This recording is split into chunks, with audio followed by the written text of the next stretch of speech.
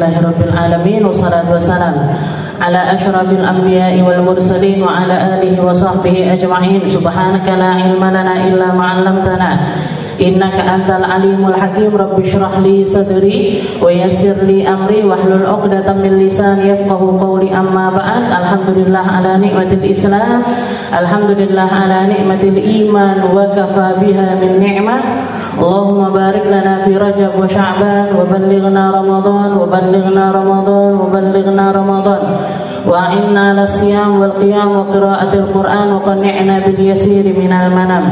Alhamdulillah, segala puji bagi Allah Subhanahu wa ta'ala yang memberikan syariat bermacam-macam untuk kita, yang memberikan kita kemuliaan-kemuliaan seperti yang Allah ta'ala berikan kepada umat-umat sebelumnya, yang mewajibkan kepada kita sholat, yang mewajibkan kepada kita untuk puasa, yang mewajibkan kita untuk membayar zakat, bahkan untuk berangkat haji pun Allah ta'ala mewajibkan itu semuanya bagi hambanya sebagai takriman lahum, sebagai sebuah bentuk pemuliaannya Allah ta'ala kepada hambanya.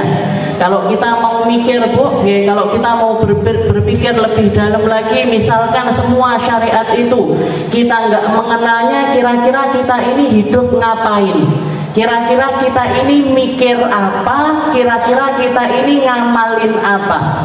Gak lain, gak jauh, semua itu bisa kita lihat, semua itu bisa kita saksikan seperti yang terjadi kepada orang-orang kafir, seperti yang terjadi kepada orang-orang non-muslim, orang-orang yang gak kenal sama Allah Subhanahu wa ta'ala. Hidupnya dipenuhi dengan hawa nafsu, hidupnya dipenuhi dengan emosi dirinya sendiri, kehidupannya didominasi dengan perkara-perkara yang mereka logikakan tanpa ada batasnya, sehingga mereka hina dan dihinakan oleh Allah Subhanahu wa ta'ala. Orang kalau mikir terlalu dalam, istilahnya mikir dengan pikirannya sendiri, ini yang terjadi adalah permainan-permainan setan. Yang terjadi adalah permainan-permainan setan. Jangan lihat jenengan dengan pakaiannya jenengan. Kita lihat umat Islam dengan pakaiannya, nutup aurat, nutup sesuatu yang memang harusnya untuk kita tutupi. Sedangkan orang-orang non-muslim yang nggak punya syariat, mereka bahkan nggak malu untuk telanjang bulan, nggak memiliki rasa malu sama sekali, nggak memiliki rasa. Jadi malu itu sudah tercabut sepenuhnya dari dalam hati mereka, sehingga mereka terhina. Bukan cuma di dunia dihinakan, tapi sampai di akhiratnya Allah ta'ala juga dihinakan. Karena orang-orang non-muslim pun juga sebenarnya kena syariat, kena khitab syariat, kena kewajiban dari semua syariat. Hanya saja kalau mereka mengamalkan syariat, mereka punya syarat-syarat yang tidak terpenuhi, yaitu gak adanya iman. Makanya ahli neraka ketika ditanya sama Allah ta'ala, masalakakum fi saqar, ada yang bilang yang nanya ini Allah, ada yang bilang yang nanya ini malaikat, ada yang bilang yang nanya ini para ahli syurga yang sudah ada di dalam syurga. Masalakakum fi saqar, kenapa kok kalian ini masuk neraka saqar ini, kenapa? Kata mereka, kami gak melaksanakan sholat. Kami masuk ke dalam neraka karena kami gak sholat.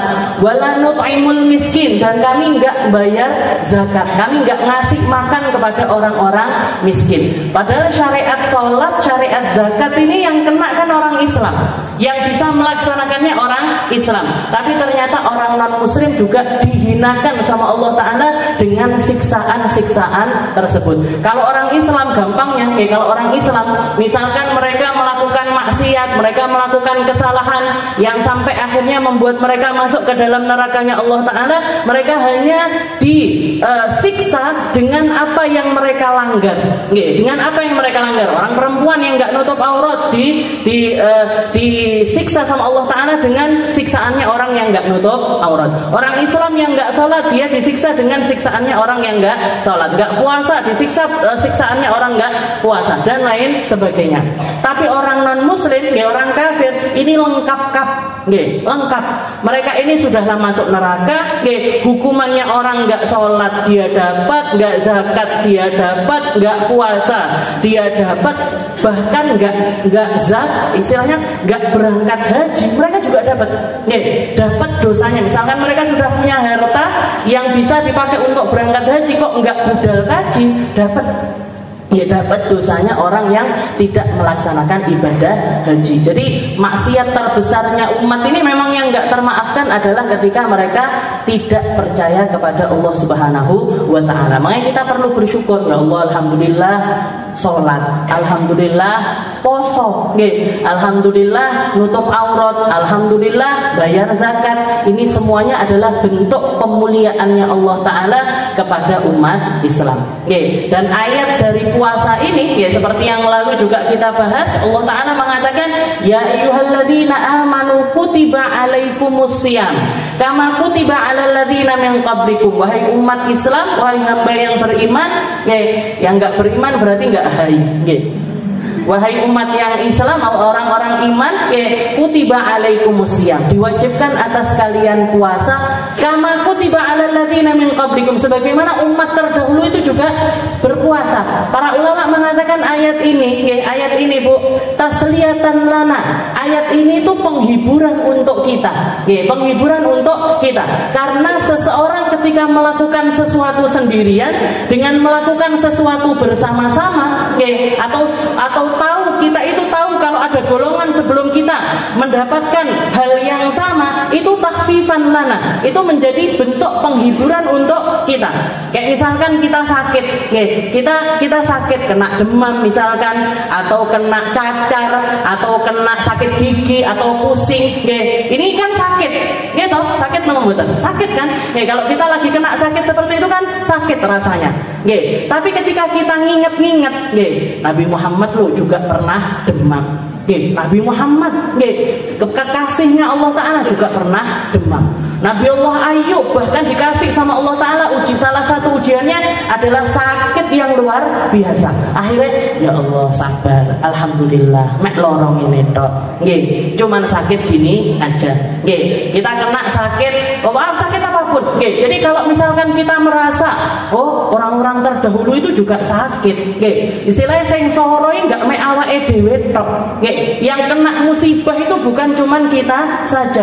Yang kena uji dari Allah Ta'ala bukan cuman kita saja, tapi orang-orang semua di semua zaman itu kena dari segala macam musibah. Semua bentuk musibah itu istilahnya sunnahnya Allah Ta'ala itu berputar. Di setiap zaman, saya tahu diri yang duduk di sini semuanya ini penuh sama masalah semua. Masalah ini kelihatan semua dari mukanya, penuh sama masalah semuanya. Ada yang diuji di rumah tangganya, ada yang diuji dengan sakit, ada yang diuji dengan ekonomi, ada yang diuji sama anaknya, ada yang diuji sama tetangganya, macam-macam. Terus ujiannya orang itu semacam itu. Tapi kalau kita nginget-nginget orang-orang terdahulu juga kayak kita. Orang tua kita juga kena uji, kakek nenek kita juga kena uji. Jenengan nek duduk berdua aja, nggak usah akeh-akeh, nggak usah banyak-banyak orang, berdua aja ngobrol di warung kopi, ngobrol di rotok keren, misalnya ke kafe. Jadi ngobrol di kafe, jenengan ngobrol di kafe ini nggak tuh orang jam mikir ngomong satu sama lain tentang masalahnya sendiri-sendiri, nggak barbar. Anakku ngene lah, tonggoku ngene lah, bojoku ngene lah, nggak selesai Bu. Nggak selesai 1 jam 2 jam, padahal cuma 2 orang. Jangan bayangkan kalau 3 orang, jangan bayangkan kalau 4 orang, jangan bayangkan kalau 5 orang, nggak karu-karuan. Saya ini kalau jadi sesinya diganti, nggak bahas fikih, saya bahas curhat-curhatan. Nggak kemput, sesasi nggak kemput. Sebulan nggak selesai dicurhat satu-satu. Jadi ini ayat Allah ketika Allah Ta'ala mengatakan kama kutiba alal ladzina min qablikum, sebagaimana umat-umat terdahulu itu juga berpuasa. Wahai Muhammad, wahai Muhammad, wahai umatnya Muhammad, wahai sahabatnya Muhammad, wahai keluarganya Muhammad, wahai semua orang yang ada di sekeliling sekelilingnya Muhammad, mereka orang-orang terdahulu semuanya dapat syariat puasa. Enggak cuman kamu aja. Oke, yang pertama, tasliyah. Katanya para ulama sebagai bentuk tasliyahnya Allah Ta'ala, sebagai bentuk hiburannya Allah Ta'ala untuk kita, biar enggak terasa berat. Oke, karena di awal amr, ketika ini ayat ini turun, itu datangnya di bulan Sya'ban. Turunnya ayat perintah puasa ini terjadinya di bulan Sya'ban. Dan tahun itu juga Nabi Muhammad dapat perintah untuk melaksanakan perang. Jangan bayangkan, perang pertamanya umat itu terjadinya di bulan Ramadan. Jadi orang-orang 313 sahabatnya Nabi yang ikut serta di dalam perang Badar, mereka berangkat dalam keadaan puasa. Mereka berangkat dalam keadaan puasa. Nabi Muhammad ketika dapat perintah dari Allah Ta'ala untuk mendatangi orang-orang kafir Quraisy yang sudah berangkat dari Mekah untuk nantang perang Nabi, lisannya Nabi ini keluh untuk ngajak. Lisannya Nabi ini tidak tego. Wes lah dikongkon poso, dikongkon budal perang, biaya sendiri-sendiri, bawa senjatanya sendiri-sendiri, pakai baju perangnya sendiri-sendiri. Umat Islam belum terhormat. Umat Islam belum punya banyak harta. Jadi semua yang berangkat itu pakai dananya mereka sendiri. Rasulullah nggak tegel mau ngomong. Tapi ini selenting, beliau cuma ngomong kepada sahabat-sahabat terdekatnya, sama Sayyidina Abu Bakar, sama Sayyidina Umar, ini gimana ini dapat perintah untuk berangkat perang. Datang sahabat-sahabat Ansor. Dikatakan diantaranya yang mengatakan adalah Sayyidina Miqdad bin Al-Aswad. Sayyidina Miqdad ini maju menghadap kepada Nabi Muhammad sambil mengatakan, ya Muhammad, idhab anta wa nahnu ma'aka muqatilun. Beliau memulai kalimatnya dengan semacam ini, ya Muhammad, la naqulu laka mithla qaula Musa, mithla qaula qaumi Musa. Wahai Muhammad, kami enggak akan pernah mengatakan kepada dirimu sebagaimana yang dikatakan sama umatnya kaumnya Musa kepada Nabi Allah Musa. Umatnya Nabi Musa ini ketika diajak perang, mereka mengatakan, ya Musa, idhab anta wa rabbaka faqatila fanahnu hahuna qa'idun. Wahai Musa, berangkat kamu beserta dengan Tuhanmu, aku tak lingguh neng kene ae. Saya tak duduk di sini aja. Kesel perang. Wes lah duwe dhewe, capek, resikonya mati, resikonya luka, resikonya luka di mana-mana. Kalaupun nggak mati ini saya bisa-bisa cacat permanen, tangan saya mungkin patah, kaki saya mungkin kena tombak, mata saya mungkin copot dan lain sebagainya. Idhab anta wa rabbuka faqatila fanahnu hahuna qa'idun. Berangkat kamu sama Tuhanmu aja yang perang. Aku tak lingguh kene. Ini umatnya Nabi Allah Musa. Umatnya Nabi Musa mengatakan hal yang sampai akhirnya sama Allah Ta'ala dikasih azab di dunia. Dikasih azab di dunia namanya taih. Taih itu kayak perjalanan yang gak pernah berhenti. Jadi mereka berangkat dari Mesir ke Palestina, untuk istilahnya untuk nyari tempat baru, di tempat tinggal baru mereka. Dari Mesir ke Palestina berangkat berbulan-bulan, nyampe ke Palestina, nanti tinggal semalam untuk nyampe ke Palestina, bangun paginya balik ke Mesir Nanti berangkat lagi berbulan-bulan nyampe ke perbatasannya Palestina, paginya balik ke Mesir lagi.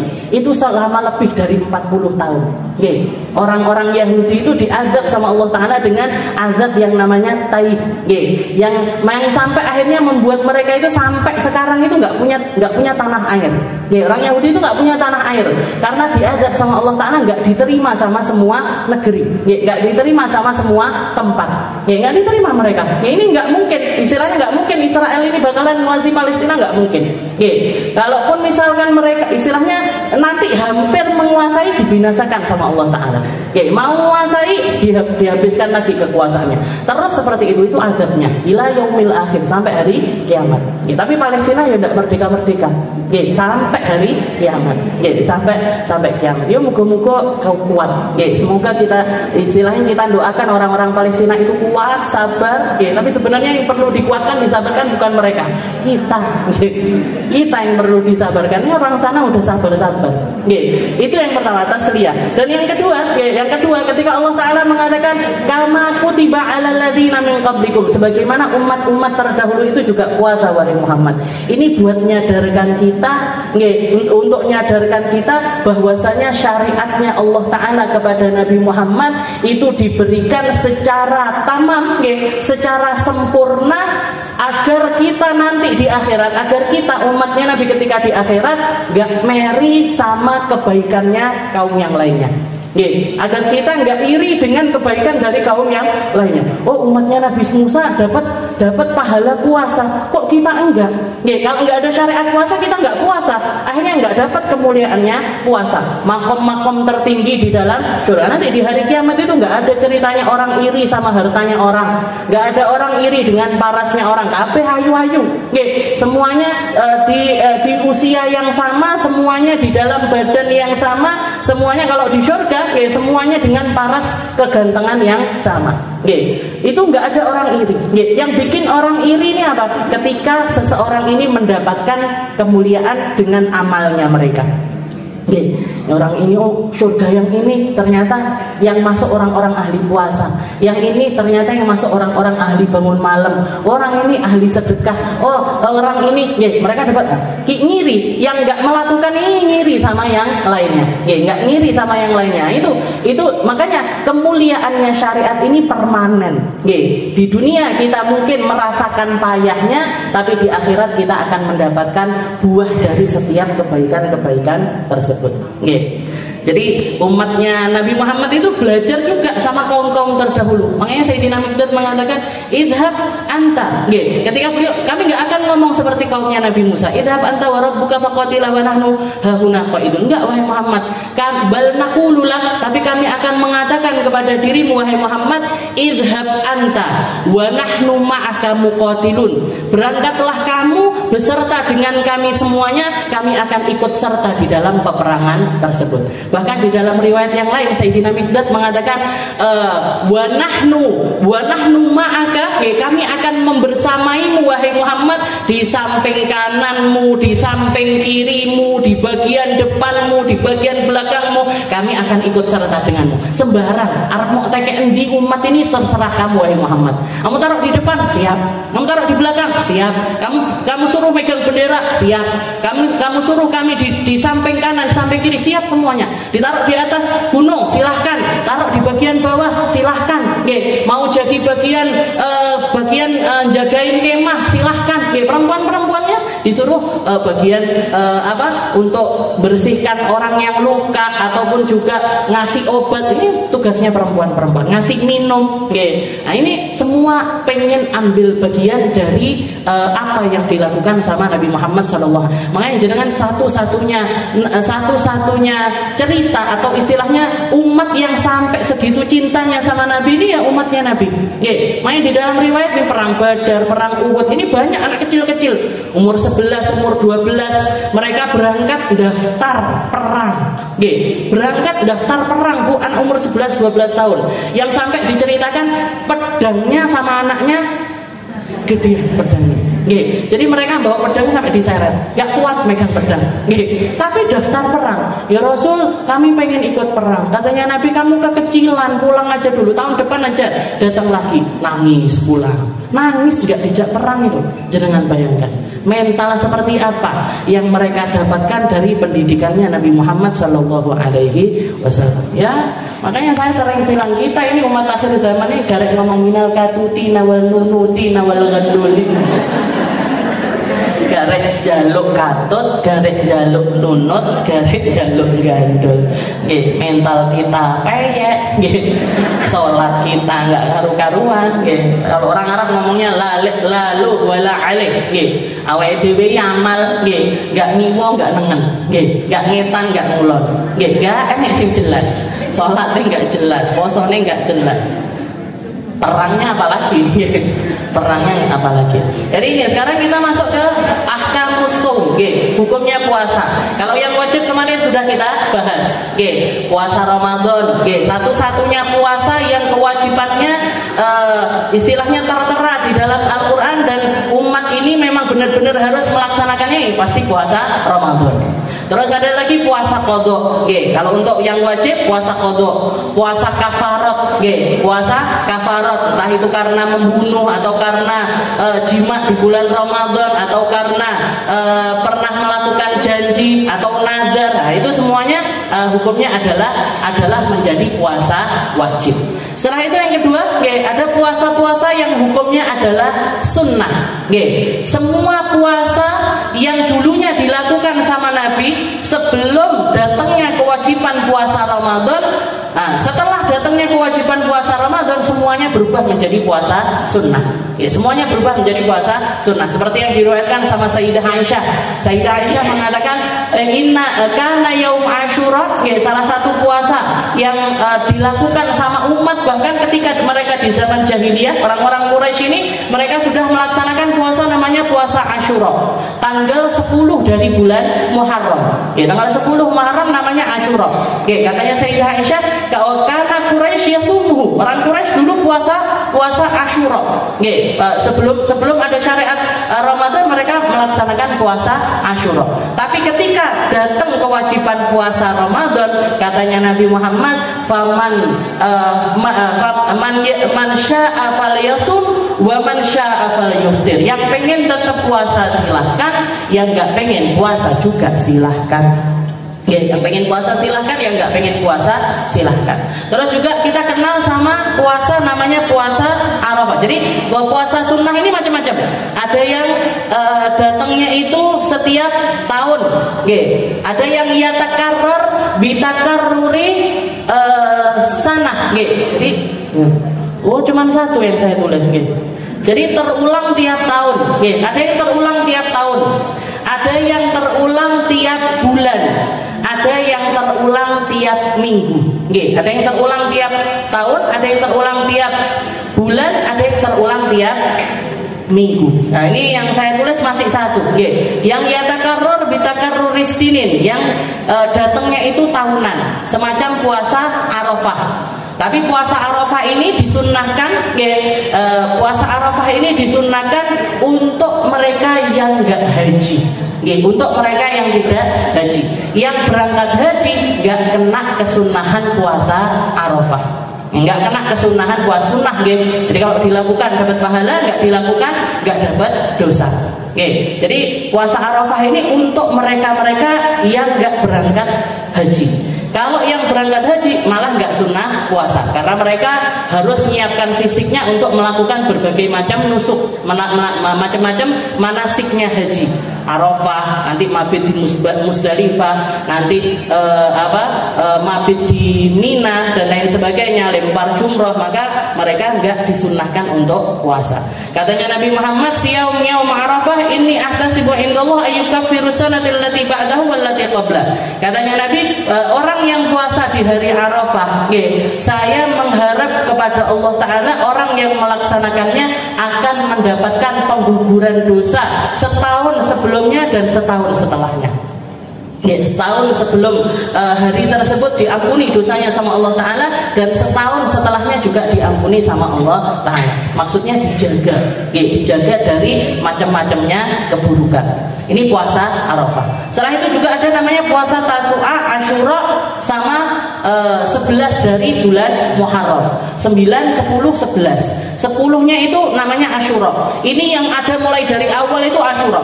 Kalau yang 9 sama yang 11 itu baru, bahkan nggak pernah diamalkan sama Nabi. Nabi Muhammad nggak mengamalkan puasa 9 sama 11 dari bulan Muharram. Tapi di akhir usianya Nabi, Nabi Muhammad ketika pergi ke kampungnya orang Yahudi, waktu itu bertepatan dengan tanggal 10 dari bulan Muharram, dan Rasulullah melihat beliau puasa, sahabat puasa, dan melihat orang-orang Yahudi juga lagi puasa.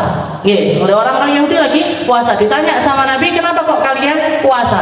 Katanya orang-orang Yahudi, hadzal yaum, ini adalah hari Allah Ta'ala menyelamatkan Nabi Allah Musa dari tentaranya Fir'aun dengan cara dibelahkannya lautan. Laut ini dibelah, itu tepatnya terjadi pada tanggal 10 Muharram. Maka kami puasa untuk Nabi Allah Musa.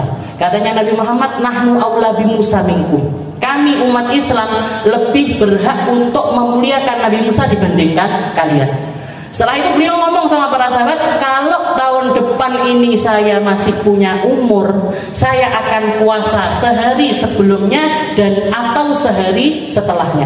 Akan aku tambah puasa tanggal 10 ini dengan sehari sebelumnya atau sehari setelahnya. Jadi tanggal 9 atau tanggal 10. Enggak diamal. Ternyata tahun berikutnya Rasulullah sudah enggak ada umur. Jadi tahun berikutnya beliau sudah enggak punya umur. Jadi beliau enggak sempat ngamalin puasa 9 sama 11 Muharram. Tapi gimana? Kita boleh enggak melakukan? Boleh. Boleh, karena Rasulullah sudah punya angan-angan tersebut.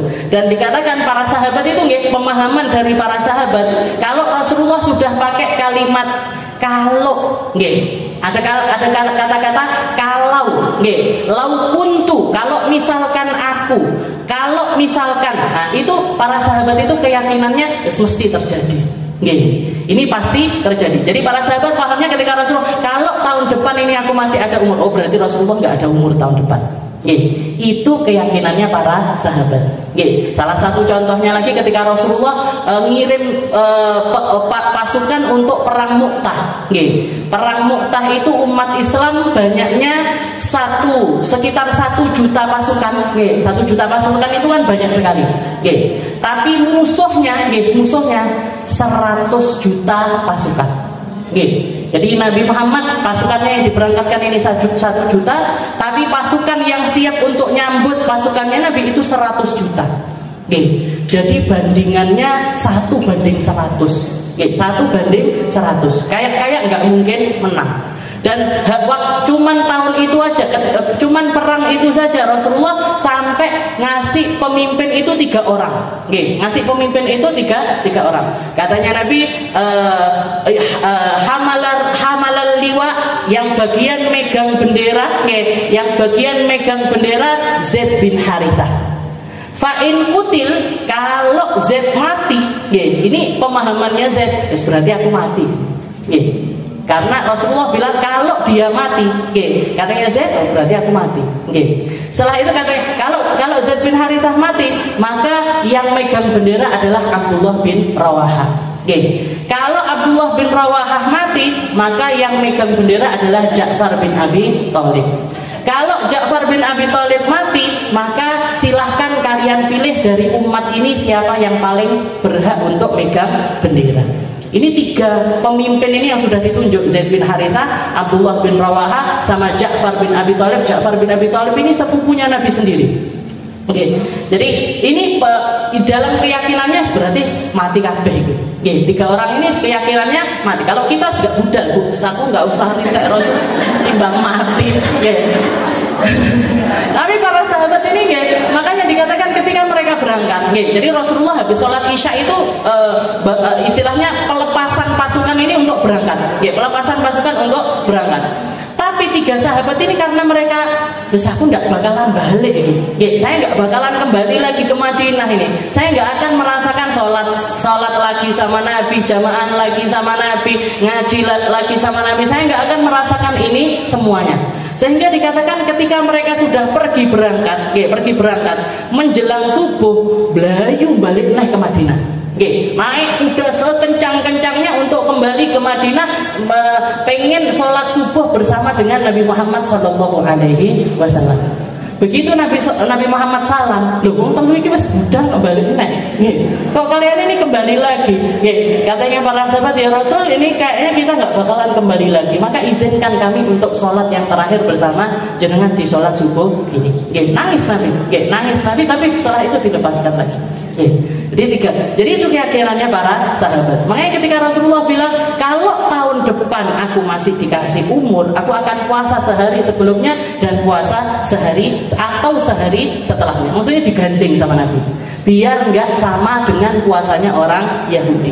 biar nggak sama-sama puasanya orang Nasrani. Nahnu aula bi Musa minkum, kami lebih berhak untuk menghormati Nabi. Nah, jadi sarannya para ulama, kalau jenengan puasa 10 Muharram, Asyura itu gandeng sehari sebelumnya atau sehari setelahnya. Atau kalau nggak gitu digandeng semuanya 9, 10, 11. 9, 10, 11. Nah, tidak kuat 3 hari, ya sudah 2 hari, 9, 10 atau 10, 11. Nah, tidak kuat juga, ya udah Asyura aja. Nah, yang enggak kuat, ya wis sakarep. Minta maaf, jadi terserah. 9, 10, 11. Setelah itu ada juga yang nyatakan 6 Syawal. 6 Syawal. Katanya Nabi, orang yang puasa Lebaran habis itu disambung sama 6 Syawal, faka'an nama soma as-sanah kullah. Dia itu kayak orang yang puasa setahun penuh. Jadi kalau jenengan puasa Ramadan habis itu ditambah sama 6 Syawal, ini pahalanya kayak kita puasa setahun penuh. Ketemu Ramadan lagi dapat pahala, nanti ditambah 6 Syawal lagi dapat pahala setahun lagi. Terus berarti seumur hidup kita dapat pahala puasa. Penak dari mati Nabi itu. 6 Syawal. Nah, setelah itu puasa di bulan-bulan haram. Bulan-bulan haram itu Muharram, Dzulqa'dah, Dzulhijjah, Muharram, Rajab. Nah, ini bulan ini, Rajab ini motivasinya Nabi banyak-banyakin puasa. Jadi kasaum Arafah, Tasu'a, Asyura, wal Hadiatan min Muharram, Sit min Syawal, wal Asyurul Hurum, wal Asyrul Awal min Dzulhijjah. 10 hari pertama dari bulan Dzulhijjah. Jadi menjelang Arafah itu katanya Allah Taala mengatakan wal fajri walayalin asyr. Wal fajr walayalin asyr. Demi waktu fajar dan demi malam-malam yang 10. Para ulama mengatakan malam-malam 10 ini mana? Ada yang mengatakan 10 hari terakhir dari bulan Ramadan, ada yang mengatakan 10 pertama dari bulan Arafah, Dzulhijjah, dari bulan Dzulhijjah. Nah, itu juga kemuliaannya luar biasa. Nah, ini al-asyrul awal min Dzulhijjah wa ghairu dzalik, dan masih banyak macam-macam puasa yang lainnya. Itu yang jalannya ketemunya setiap tahun. Wa ma yatakarrar bi takarruri syuhur. Yang kedua adalah yang terulang setiap bulan. Datangnya itu bulanan. Datangnya itu bulanan, yaitu puasa ayyamul bid. Ayyam bid wa ayyam sud. Ayyam, bukan ayam, Ayyam sud. Putih. Ayyam bid itu artinya puasa putih. Ayyam sud itu puasa hitam. Jadi puasa putih sama puasa hitam. Yang banyak orang kenal biasanya puasa putih. 13, 14, 15 setiap bulan. Setiap bulan itu ada kesunahan untuk puasa dengan nama Ayyamul Bid. Puasa 13, 14, 15. Nah, itu kenapa kok dinamakan Ayyamul Bid? Karena itu nepati bulan dalam keadaan paling terang. Jadi bulan purnama itu terjadinya 13, 14, 15. Maka ada kesunahan puasa. Dan puasa Ayyamul Bid itu sehari puasa pahalanya kayak 10 hari puasa. Jadi kalau kita puasa 3 hari kayak puasa 1 bulan. Kalau rutin setiap bulan Ayyamul Bid berarti setiap hari kita dapat pahala puasa. Kalau Ayyamus Sud, Ayyamus Sud itu tanggal 27, 28, 29, 30. 28, 29, 30 dari setiap bulan. Dinamakan Ayyamus Sud, dinamakan hari hitam karena waktu itu paling gelapnya bulan. Jadi nggak ada istilahnya bulan itu bunderannya cahayanya benar-benar habis di tanggal-tanggal tersebut, tanggal 28, 29, 30. Kalau bulannya cuma sampai 29 gimana Ustazah? Kalau bulannya cuma 29 berarti 28, 29 sama tanggal 1 dari awal bulan. Sama tanggal 1 dari awal bulan. Dikatakan wasumiyat sawadan li sawadil layaliha wa hikmatu saumiha, dikatakan hikmah dari puasa hitam ini apa? Tazwidus syahr bil ibadah, untuk menambahkan ibadah bulanan kita, wa talaban, dan harapannya para ulama kalau orang puasa di hari-hari hitam itu, talaban likashfi sawadil qalb, untuk dengan harapan menghilangkan hitamnya hati. Kotor-kotornya hati. Wa syai' bi syai' yudhkar. Fa inna qasasyahrkum mila atsalih bi bidayati syahr. Jadi orang itu butuh diingatkan dengan hal-hal semacam itu untuk menambah kemuliaan yang ada pada dalam dirinya. Jadi puasa 28, 29, 30 itu juga ulama mengatakan yudhib hararatul sadr, menghilangkan jengkel-jengkel yang ada di dalam hati. Jadi kasih sama Allah Ta'ala ketenangan hati kalau orang puasa di tanggal 28, 29, 30 dari setiap bulan. Kalau nggak bisa ayam musut gimana? Bisa yang mutih. Kalau yang nggak mutih nggak iso yuk yang sembahyang. Jadi ini puasa kan sunnah, istilahnya. Tapi sunnah ini sunnahnya siapa dulu? Sunnahnya Nabi Muhammad SAW. Dan yang terakhir adalah yang datangnya setiap minggu. Yang datangnya setiap minggu itu Senin sama Kamis. Puasa hari Senin, Kamis sama Senin. Senin dulu terus Kamis, ini kado buat nomor-nomor. Senin, puasa Senin sama Kamis. Ketika ditanya sama Nabi, kenapa ya Rasul kok jenengan puasa hari Senin kok puasa? Dzalika yauma wulidtu, itu hari aku dilahirkan. Rasulullah dilahirkan hari Senin, beliau ngerayain ulang tahunnya enggak setahun sekali, Bu, seminggu sekali.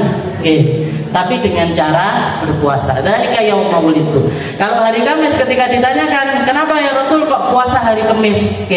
Karena itu adalah hari di mana amal bulanan itu dilaporkan kepada Allah Subhanahu wa Ta'ala. Dan aku ingin penutup dari buku bulananku itu dilaporkan, dan aku wa inni shaim, dan aku dalam keadaan puasa. Jadi Senin sama Kamis. Kalau nggak bisa ya Senin tok. Kalau nggak bisa lagi Kamis tok. Tidak iso sembarang. Mayatakarrur bitakarruril asabi. Jadi itu yang datangnya itu bulanan, mingguan. Jadi ini puasa sunnah ada yang datangnya tahunan, ada yang datangnya bulanan, ada yang datangnya mingguan. Terserah, silahkan ambil mana yang bisa kita lakukan. Mana yang bisa kita lakukan kita ambil. Setelah itu ada puasa makruh. Jadi makruh bagi seseorang untuk melaksanakan puasa, yaitu ifradu yaumil jum'ah awis sabti awil ahad. Yaitu yang pertama adalah puasa, dan puasanya itu menyendirikan dari 3 hari, Jumat, Sabtu, Ahad. Jumat, Sabtu, Ahad ini kalau disendirikan puasa sunnah itu hukumnya jadi makruh. Puasa sunnah, kalau wajib tetap gak apa-apa. Kalau puasa wajib itu kapan aja kita boleh melaksanakannya, kecuali di waktu-waktu nanti yang diharamkan. Lebaran-lebaran puasa, hari raya Idul Fitri puasa, disuguhi puasa. Loh, puasa apa? Qadha. Ini angel ini. Ini agak miring ini. Jadi kalau di hari-hari yang diharamkan itu tetap nggak sah puasanya. Jadi haram dan tidak sah. Tapi kalau untuk puasa wajib di selain hari yang diharamkan itu boleh kapanpun. Jangan mau puasa hari Jumat, mau puasa hari Sabtu, mau puasa hari Minggu sendiri sekalipun. Tapi memang wajib, puasa qadha misalkan, atau puasa nadar atau puasa yang lainnya, maka itu tetap boleh. Nah, yang makruh kalau puasanya itu puasa sunnah dan menyendirikan Jumat, Sabtu, Ahad. Kenapa kok 3 hari ini? Jumat hari rayanya umat Islam, Sabtu hari rayanya umat Yahudi, Ahad hari rayanya umat Nasrani. Makanya orang Kristen ke gerejanya hari Ahad, hari Minggu. Itu hari raya bulanan, Sayyidul Ayyam. Sayyidul Ayyam fil Islam, jadi ketuanya bulan untuk umat Islam hari Jumat. Makanya makruh puasa sehari. Tapi kalau digandeng sama sehari sebelumnya atau sehari setelahnya, hilang kemakruhannya. Rasulullah pernah datang ke salah satu istrinya, kalau nggak salah Sayyidah Maimunah atau Sayyidah Sofiyah, ditanya sama Nabi, beliau disuguhi makanan tapi istrinya nggak makan. Ditanya sama Nabi, ini shaimah ya Rasul, saya puasa ya Rasul. Harinya hari Jumat, harinya hari Jumat. Ditanya sama Nabi, kemarin kamu puasa apa enggak? Enggak. Besok mau puasa apa enggak? Enggak. Batalkan. Suruh batalkan. Tapi perintah pembatalan ini mazhab Syafi'i mengambilnya bukan litahrim, bukan untuk pengharaman, tapi untuk pemakruhan. Oke. Jadi kalau kamu mau dapat kemuliaannya puasa 3 hari ini tadi, gabungan sama salah satu, istilahnya jangan dibikin sendirian, tapi gabungkan dengan hari sebelumnya atau hari sesudahnya. Oke. Ini hukumnya adalah makruh. Atau puasa dahar. Puasa dahar itu puasa setiap hari. Oke. Puasa setiap hari, padahal dia ini punya sesuatu yang diwanti-wanti sama ahlinya untuk nggak melakukan itu. Kayak misalkan dokter bilang, Bu, jangan puasa setiap hari, kasihan lambungnya, misalkan. Oke, berarti ini kan sudah ada warning dari dokter, ada yang bermasalah di lambungnya ibu, nah, maka jangan dipaksakan untuk puasa setiap hari. Nah, maka ini puasa dahar kalau untuk orang-orang semacam ini hukumnya adalah makruh. Atau orang yang sepuh ketika dia pengen puasa setiap hari, nah ini juga istilahnya nggak sampai ke haram. Kalau nggak ada apa-apa nggak masalah. Oke, tapi kalau ada apa-apa hukumnya jadi makruh. Oke, hukumnya jadi makruh. Dan yang terakhir adalah puasa hukumnya haram. Wa yanqasimu ila qismain. Jadi dua pilihannya, atau ada yang haram tapi sah. Oke, maksudnya sah itu sudah bisa dianggap sebagai puasa. Oke, sudah bisa dianggap sebagai puasa. Ada yang tidak sah. Oke, ada yang puasa haram dan tidak sah. Yang haram tapi sah ini gimana? Puasanya istri tanpa izin suami. Oke, puasanya istri, puasa sunnah tuh, oke. Puasa sunnah, puasanya istri tanpa izin suami itu hukumnya adalah haram. Haram ini apa berarti? Dosa kalau dilakukan. Ya, kalau dilakukan dosa. Haram ma'asihah tapi tetap sah. Ya, berarti lek berengkel panggah sah. Sah tapi dosa. Angel. Sah tapi berdosa. Nah, ini makanya ilmu ini kita jadi tahu mana yang prioritas, mana yang enggak prioritas, mana yang benar, mana yang enggak benar, itu kita tahunya dari ilmu. Jadi haram ma'asihah itu puasanya istri tanpa izin suami. Kalau zaman dulu puasanya budak tanpa izin dari sayyidnya. Jadi puasanya seorang budak tanpa pamit sama pemiliknya, itu hukumnya haram tapi sah. Haram tapi sah. Sayyidah Asma bintu Umais, istrinya Sayyidina Abu Bakar As-Siddiq yang kedua, setelah wafatnya istri pertamanya beliau Ummu Ruman. Ummu Ruman ini ibunya Sayyidah Aisyah, ibunya Sayyidah Asma bintu Abu Bakar dan lain sebagainya. Itu Ummu Ruman. Ketika Ummu Ruman meninggal, Sayyidina Abu Bakar ini nikah lagi, sama seorang perempuan namanya Asma bintu Umais. Asma bintu Umais itu jandanya Ja'far bin Abi Thalib. Jadi suami pertamanya Sayyidina Ja'far, suami keduanya Sayyidina Abu Bakar. Sepeninggal dari Sayyidina Abu Bakar, beliau dipersunting sama Sayyidina Ali bin Abi Thalib. Jadi punya suami 3 pendekar semua. Punya suami 3. Suami pertamanya Ja'far At-Tayyar, yang patah tangannya di medan perang tadi yang saya ceritakan, perang Mu'tah itu. Allah Ta'ala, Nabi Muhammad mengatakan jadi patah 2 lengannya, Allah Ta'ala mengganti 2 lengannya ini dengan 2 sayap. Gugur di medan perang. Setelah itu Sayyidina Abu Bakar ditinggal istrinya, nikah sama Sayyidina Abu Bakar. Dan dari 3-tiganya punya anak, Bu. Bahkan beliau punya anak 3 namanya Muhammad semua. Satu Muhammad bin Ja'far, satu Muhammad bin Abu Bakar, satu Muhammad bin Ali. Satu Muhammad bin Ali. Jadi 3 Muhammad. Nah, ini luar biasa. Asma bintu Umais itu luar biasa sekali beliau. Nah, jadi dikatakan ketika beliau jadi istrinya Sayyidina Abu Bakar, dan Sayyidina Abu Bakar ini di masa-masa kritis mau meninggal, jadi sudah sepuh, hampir meninggal. Beliau ini repot ngerawat suaminya, repot ngerawat suaminya hari itu, dan beliau puasa sambil ngopeni suaminya sakit. Ketika ngopeni, Sayyidina Abu Bakar sempat bilang, wahai Asma, tak lihat kok mukamu itu pucat, kamu ini kok lemes, itu kenapa? Beliau bilang, saya puasa, saya lagi puasa. Kamu puasa, ngerawat saya, ngerawat anak-anak, ngerawat rumah, batalkan aja puasanya. Batalkan aja puasanya. Katanya Sayyidah Asma, ya nanti tak batalkan. Tapi karena beliau repot ini itu dan lupa makan, lupa minum. Kita kan nggak pernah lupa makan dan lupa minum. Ya. Tidak selalu lupa makan, lupa minum. Ya, lupa makan, lupa minum sampai akhirnya ya menjelang. Jadi setelah hampir asar itu Sayyidina Abu Bakar meninggal. Tambah repot lagi. Ya. Dan salah satu wasiatnya Sayyidina Abu Bakar, nanti kalau aku meninggal yang mandiin cukup Asma. Ya. Beliau minta dimandikan sama istrinya sendiri. Tambah repot beliau, jadi nyiapkan pemakaman, mandikan, ngafani dan lain sebagainya, sampai adzan maghrib kurang sekitar 10 menit atau 15 menit. Nggih, adzan maghrib kurang 10 menit, kurang 15 menit. Ini kalau kita dibablas nih, nggih. Kalau kita segarek 15 menit poso pisan ae lah. Nggih. Ketika beliau ingat, oh tadi suamiku nyuruh aku puasa, nyuruh aku batalin puasa.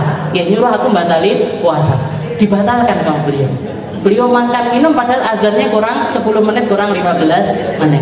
Okay. Ini para ulama mengatakan orang-orang cerdas itu ngerti mana yang perlu untuk diberi. Jadi beliau tahu persis batalnya puasanya beliau, pahalanya lebih besar di sisi Allah Ta'ala ketimbang beliau ini puasa. Okay. Jadi taat sama suami itu perpahalanya lebih besar ketimbang kita melakukan amaliyah kebaikan apapun. Oke, lek wis bojone ngomong ora usah poso, ndak usah puasa. Okay. Tapi bojoku orangnya gini, misalnya orangnya gini, nggak usah tapi-tapian. Okay. Jadi kalau sudah suami yang bilang, ya nanti tinggal ngomong sendiko. Okay. Ya, poso disuruh pamit puasa diizinkan puasa. Enggak diizinkan puasa, enggak usah puasa. Ngiming-ngimingnya Nabi Muhammad itu loh. Nggih. Idza shallatil mar'ah khamsaha. Kalau perempuan itu sholat 5 waktu tok aja, enggak nambah sunnah sama sekali. Puasa ya Ramadan tok, enggak usah nambah sama sekali. Wa aqa'at zaujaha, dan tapi yang ketiga dia taat sama suaminya. Jadi istri yang solihah, jadi istri yang taat sama suami. Katanya Allah Ta'ala, dia dipersilahkan untuk masuk surga dari pintu manapun. Dudu ahli bangun malam pengen masuk, Gusti pengennya lawang sing iki, pengennya masuk pintu yang ini, monggo. Enggak sholat jamaahan, enggak sempat untuk rutin sholat berjamaah, pengen masuk pintu sholat ahli jamaahan, monggo. Terserah masuk pintu manapun. Perempuan itu digampangkan di dalam syariat segampang-gampangnya. Tapi biasanya malah gampang ngenyang. Tapi mainnya ngerasanya ayam mungkin itu saja. Tapi pengen ngerasa neki. Ini Sayyidah Asma ini, kurang 5 menit, kurang 10 menit dibatalkan puasanya. Dibatalkan puasanya karena ingat suaminya sempat nyuruh untuk, padahal suaminya sudah meninggal, suaminya sudah meninggal dunia, tapi beliau tetap taat kepada beliau. Ini Sayyidah Asma. Jadi ngerti dengan fiqhul aulawiyat katanya para ulama. Jadi tahu dengan fikih-fikih prioritas. Nanti insya Allah akan kita lanjutkan di bab yang haram. Haram ma'adami sihah, haram dan tidak sah. Haram dan tidak sah untuk puasa di hari-hari tersebut.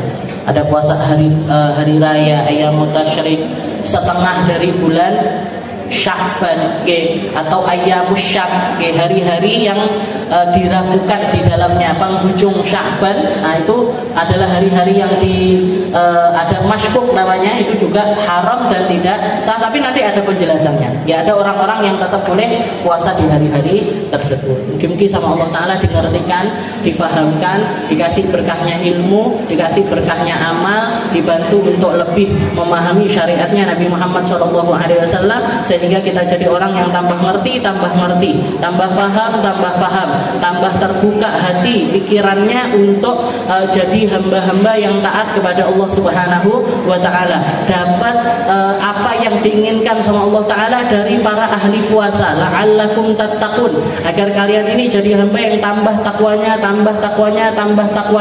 Kalau Sayyidina Ali mengatakan at-taqwa hahuna, at-taqwa hahuna, at-taqwa hahuna, takwa itu tempatnya di dalam hati. Maka kita minta sama Allah Ta'ala, Allahumma rzuqna taqwana. Ya Allah, kasih kita ketakwaan kepada Engkau. Kasih kita batasan, sesuatu yang memahamkan kita tentang batasan-batasan syariatnya. Ini kita minta sama Allah Ta'ala untuk dikaruniai kemuliaan-kemuliaan semacam ini. Dijauhkan dari segala macam maksiat, digampangkan untuk melakukan kebaikan, digampangkan untuk melakukan perkara-perkara yang mulia dan dimuliakan sama Allah Subhanahu wa taala. Ala hadhihi niyyah wa ala kulli niyatin salihah wa ila hadratin Nabi Muhammad sallallahu alaihi wasallam bisirril Fatihah.